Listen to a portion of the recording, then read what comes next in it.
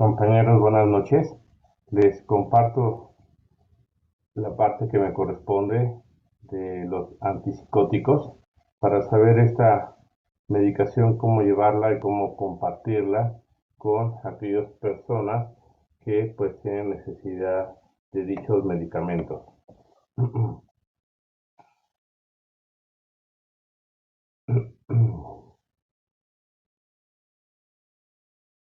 Primero, pues tomando las palabras de la doctora María Pérez Bravo, que es la que hace el libro de referencia. Ella dice que los antipsicóticos se han denominado también neurolépticos y tranquilizantes mayores por su gran poder de sedación, pero en la actualidad, y es lo que nos interesa, es su capacidad de estos antipsicóticos para reducir las alucinaciones y los delirios que se producen en la psicosis, la que mejor define su acción. Entonces, pues ya aquí tenemos de entrada dos síntomas que sufren estas personas: delirios y alucinaciones. Vamos a distinguir entre lo que es la psicosis y los antipsicóticos.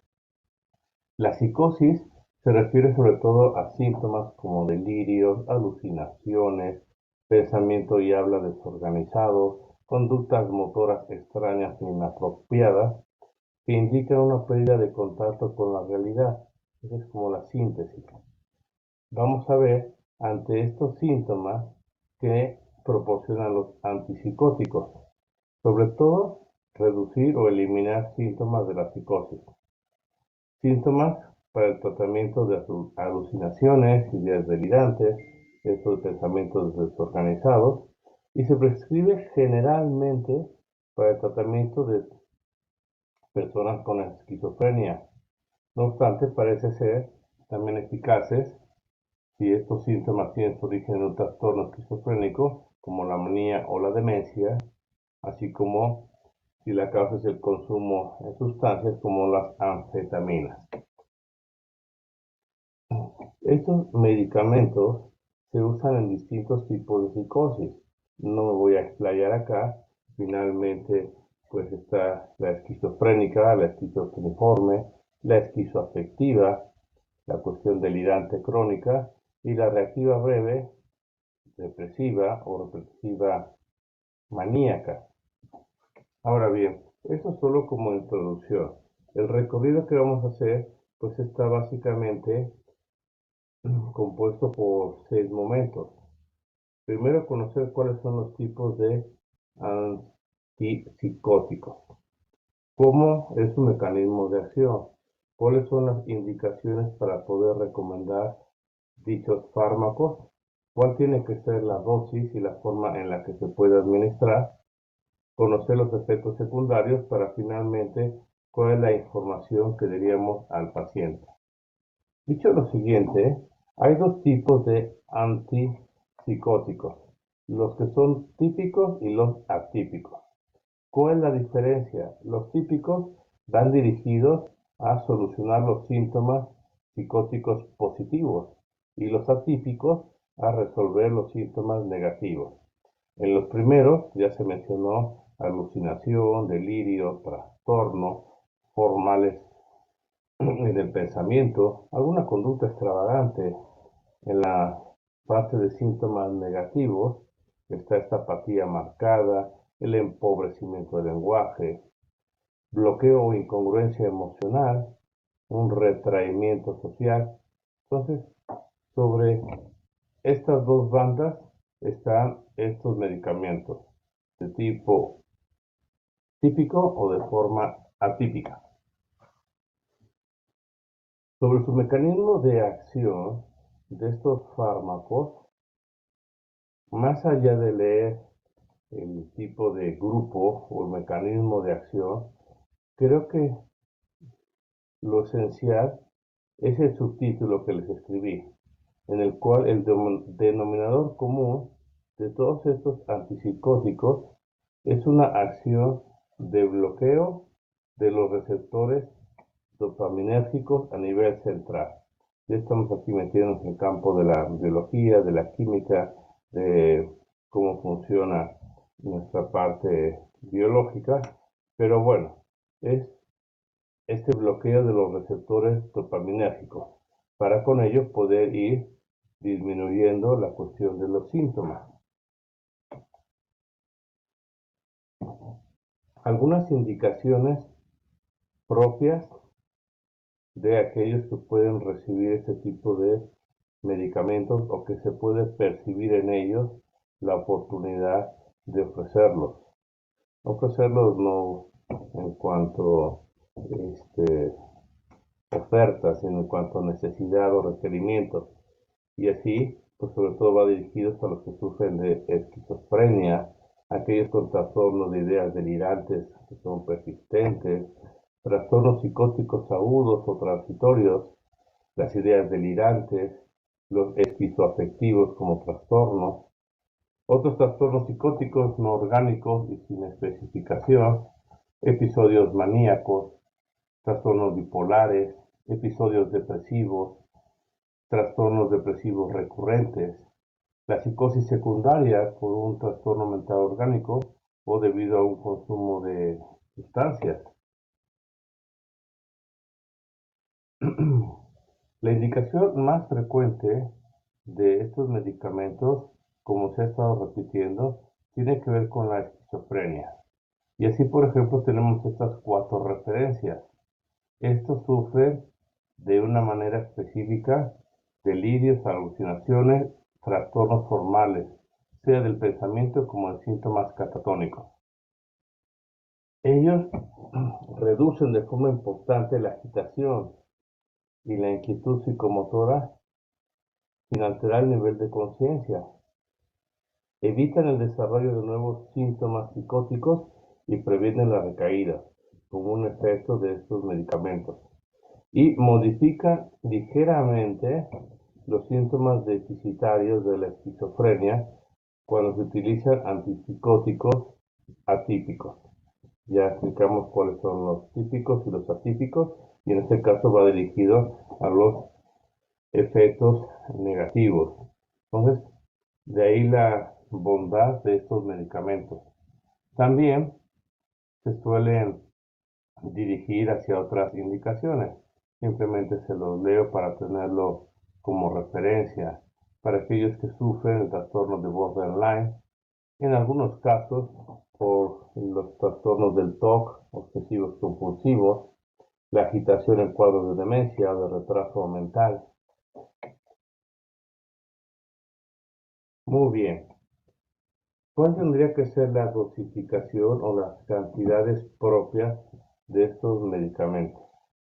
Bueno, la estrategia de elección del fármaco, desde luego, se basa en el perfil de acción clínica y de sus efectos adversos.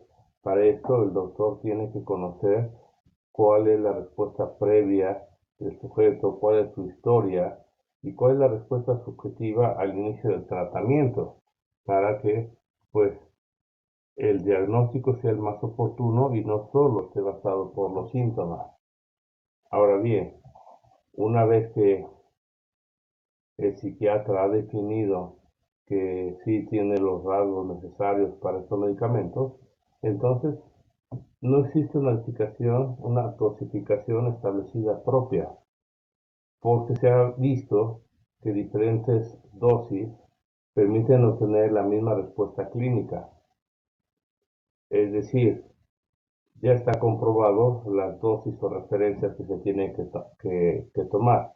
Ahora, vayamos a algo más específico. Lo razonable es empezar con dosis bajas y aumentarlas según la necesidad del paciente. Ahora, si se está sufriendo una situación de emergencia, esta se puede administrar de modo intramuscular para que el efecto sea pronto, hablamos de 30 minutos.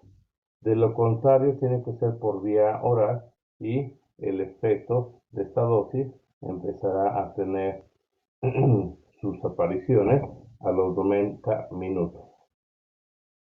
Ahora bien, esto en cuanto a la dosificación y la administración se recomienda si no hay nada fuera de lo normal, que sea de modo oral.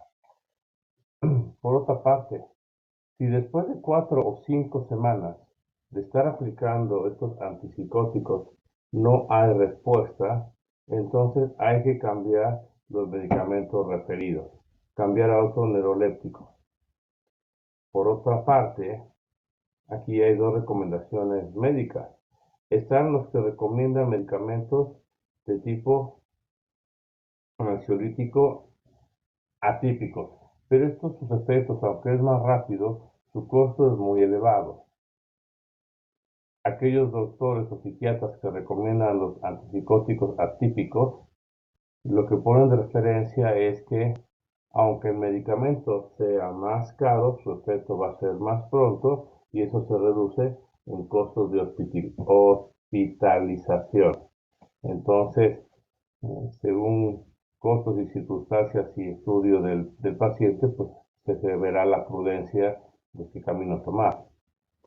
Por otro lado, una vez obtenida la mejoría, hay que extender el tratamiento durante 6 meses y luego comenzarlo a retirar poco a poco. Sin embargo, si se dan exacerbaciones repetidas, hay que mantener el tratamiento de modo indefinido, pero se tiene que lograr que sea con la dosis mínima eficaz, de manera que, aunque el tratamiento persevere en el tiempo, la dosis que se recibe sea la mínima necesaria. ¿Y esto por qué motivos? Porque los efectos secundarios son muchos y muy variados. Realmente te duele el alma cuando ves estos efectos secundarios en estas personas. Y yo les recomiendo que se puedan leer de la página 43 a 45 del libro referido para conocer este tipo de efectos secundarios, porque son muchos y muy variados. Y para poder decírselo al paciente y saber si como doctor conocemos las consecuencias de estos tratamientos. Hoy te voy a leer algunas cosas de los efectos secundarios. Hice el barrido de efectos secundarios sin poner necesariamente a esta medicina este efecto, a esta otra medicina este efecto. Creo que la lectura ya podrá distinguir para entender, pero sí podemos vernos que este tipo de antipsicóticos van a representar en varios casos para el que los está ingiriendo problemas como lentitud de movimiento, dificultad para mantenerse sentado, cuestiones de tortícolis, movimientos involuntarios de la boca, de la lengua, de la cara, somnolencia, sequedad de boca, visión borrosa, problemas de estreñimiento, congestión nasal, disminución de la libido, ganancia de peso, incluso ansiedad, náusea, dolor abdominal, mareos, entre varios que se mencionan.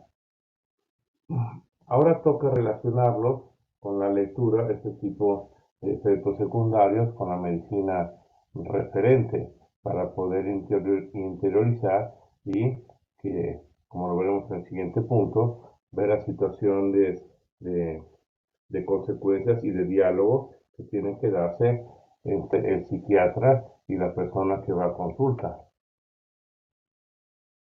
Por eso, la información que el psiquiatra dé al paciente tiene que ser muy precisa, porque hay que ver la medicación durante cuánto tiempo se va a tomar. Esto lo tiene que indicar el psiquiatra. Por otro lado, en muchos casos, estas personas que sufren de esquizofrenia, en varias ocasiones no tienen toma de conciencia de lo que les está sucediendo. En otros casos han sido llevados o referidos por algún familiar. Y entonces, estas redes de apoyo y este acompañamiento del psiquiatra también va dirigido a ayudar a tomar un acto de conciencia de lo que está sucediendo en el paciente. Ahora bien, el doctor tiene que ser claro sin ser alarmista, porque de otro modo, pues quiero pensar que el paciente, conociendo tantos efectos secundarios, va a decir: yo no lo tomo, me estás pidiendo una situación que me desborda. Pero sí, con prudencia y tacto, hacerle saber a él o a quienes estén por el cuidado de estas personas ¿Cuáles son los efectos primarios y secundarios de estos medicamentos? Sobre todo por el tipo de enfermedad, dado que en algunas ocasiones estos medicamentos pueden llevar a tomarse por un tiempo muy prolongado o incluso para algunas personas de tipo indefinido. Ahora bien, para no ser alarmistas y no quedarnos en la cuestión de los detalles de los efectos de estas medicinas, es muy importante hablar de los beneficios del tratamiento, que aunque puedas ver la consecuencia negativa de algunos efectos secundarios, pero eso va a ser minoritario comparado al gran beneficio que te van a proporcionar estos medicamentos. Finalmente, informar sobre síntomas de alarma. ¿Qué significa eso? Si sucede algún cuadro infeccioso que no remite con el tratamiento, sea el paciente como los familiares que están acompañando a esta persona, tienen que informar inmediatamente al propio médico. Estas dos últimas diapositivas están simplemente referidas en la parte de la introducción del primer libro, el primer capítulo del libro, en donde se hace una síntesis de los grupos psicofarmacológicos y las indicaciones típicas. Entonces, en el caso que nos aplica, se refiere a los antipsicóticos y pues les comparto estos dos slides y pues les agradezco esta oportunidad que me dieron de compartir con ustedes estos 15 minutos. Les comparto con mucho cariño también las diapositivas de este trabajo.